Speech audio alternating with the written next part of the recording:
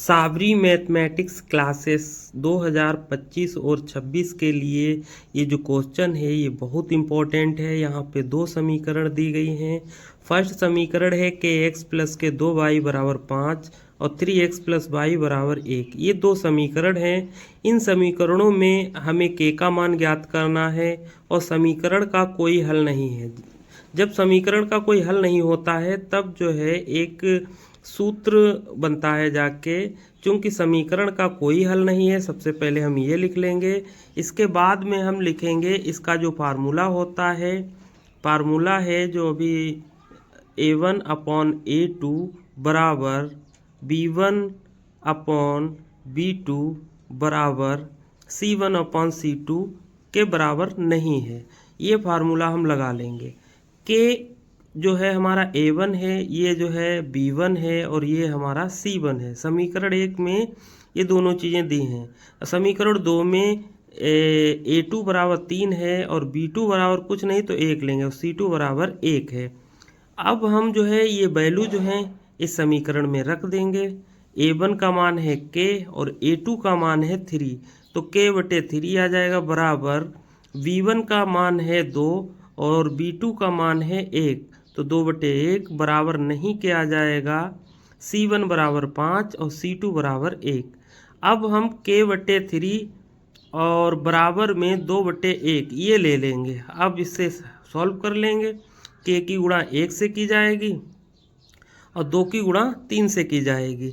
इस तरीके से k बराबर 6 आ जाएगा। ये हमारा फाइनल आंसर हो जाएगा। इसके बाद नेक्स्ट जो हमारा सवाल है क्वेश्चन नंबर 2, के मान के लिए समीकरण के अद्वितीय हल हैं। दो समीकरणें दी हैं जो आपको दिख रही होंगी। सबसे पहले लिखेंगे चूंकि समीकरण का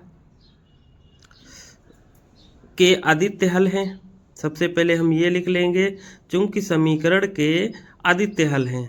ये सभी सवाल जो हैं वो बहुत ही इम्पोर्टेंट हैं दोस्तों, बोर्ड एग्ज़ाम के लिए तो बहुत ही इम्पोर्टेंट है। आप लोग इन्हें पढ़ के मेरे कहने से एक बार ज़रूर जाइए। हो सकता है इन्हीं क्वेश्चनों में से कुछ क्वेश्चन आपके ज़रूर फंसेंगे।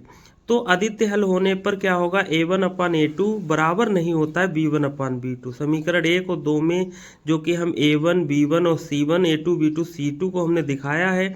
अब इसकी हम वैल्यू रख लेंगे। a1 की वैल्यू है 2 और a2 की वैल्यू है 3 और बराबर नहीं होगा। b1 की वैल्यू है हमारे पास k और माइनस के 5 है b2 की वैल्यू। अब इस समीकरण को भी हम सॉल्व कर लेंगे। किस तरीके से सॉल्व करेंगे आप लोग देखिए। 3 की गुणा k से होगी तो 3k आ जाएगा और -5 की गुणा 2 से होगी। तो यहाँ पे हम थोड़ा सवाल एक साइड में लिख ले रहे हैं, आप लोग इधर साइड से नोट कर लेना। नीचे के बाद आप लोग इसे नोट करना। तो 3k बराबर 5 की गुणा 2 से हुई -10 आ गए, बराबर नहीं है k बराबर 10/-3। ये हमारा फाइनल आंसर हो जाएगा। इसके बाद हम नेक्स्ट सवाल देखेंगे। दो संख्याओं का अंतर 26 है और एक संख्या दूसरी की 3 गुनी है, इन्हें ज्ञात करना है। एनसीईआरटी में 2020, 22, 23 और 24 में पूछा गया। इस साल के लिए भी हमें इम्पोर्टेंट लग रहा है, आप लोग इसे पढ़ के जाना। सबसे पहले हम लिखेंगे माना पहली संख्या बराबर x तथा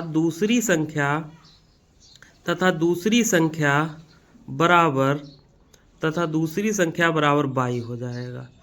तो ये क्वेश्चन बहुत ही ईजी होते हैं, आप लोग इन्हें थोड़ा सा दिमाग लगा के पढ़िए, बहुत ही आसानी से हो जाएंगे। क्योंकि दे रखा है दोनों संख्याओं का अंतर, कितना दे रखा है क्वेश्चन में आप लोगों को दिख रहा है, 26 दे रखा है। दोनों संख्याओं का अंतर कितना है, 26 है। तो हम इसका अंतर लिखेंगे बराबर में 26, ठीक है। अब आते हैं, पहली संख्या हमारी x है और दूसरी है y। अब x y अंतर मतलब होता है घटाना, x में से y घटाएंगे बराबर 26। ये समीकरण 1 हो गई। अब दूसरी समीकरण बनाने के लिए हम ये शर्त है एक संख्या दूसरी की 3 गुनी है, तो लिखेंगे चूंकि एक संख्या बराबर 3 गुणे दूसरी संख्या 3 गुनी है, 3 गुणे दूसरी संख्या, तो 3 गुणे दूसरी संख्या हम लिख लेंगे। इसके साथ ही हम वैल्यू रखेंगे। पहली संख्या का मान है x, और दूसरी संख्या का मान है y, तो x बराबर 3y आ जाएगा हमारा। इस समीकरण को 2 मान लेंगे। अब इसे हम प्रतिस्थापन विधि से बहुत ही आसानी से कर सकते हैं। विलोपन की यहाँ कोई ज़रूरत नहीं है। x का मान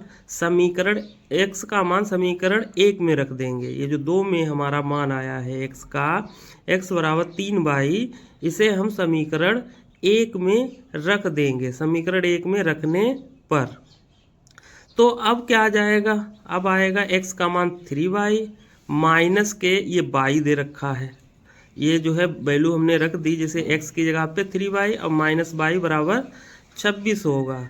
तो 3y में से 1y घटाओ, ये तो आप लोगों को पता ही होगा, y बराबर 2 बचेगा। 26 के बटे में 2 पहुंच जाएगा, 26 को 2 से काटेंगे 13, तो y का मान हमारा हो गया 13। अब y का मान जो है वो समीकरण 2 में रखना चाहिए हमें।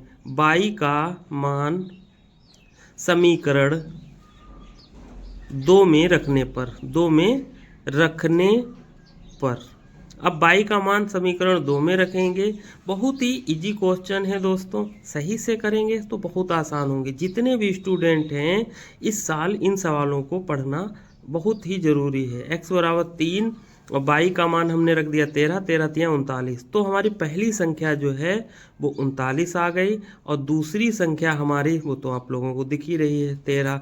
तो लास्ट में फाइनल आंसर लिखेंगे हम कि एक संख्या हमारी कितनी हो गई, अभी हमने बताई थी, एक संख्या है 39 और दूसरी संख्या जो है इसी में हम लिख लेंगे, इसी में लिखेंगे तथा दूसरी संख्या बराबर कितना हो जाएगा 39, 13 होगा।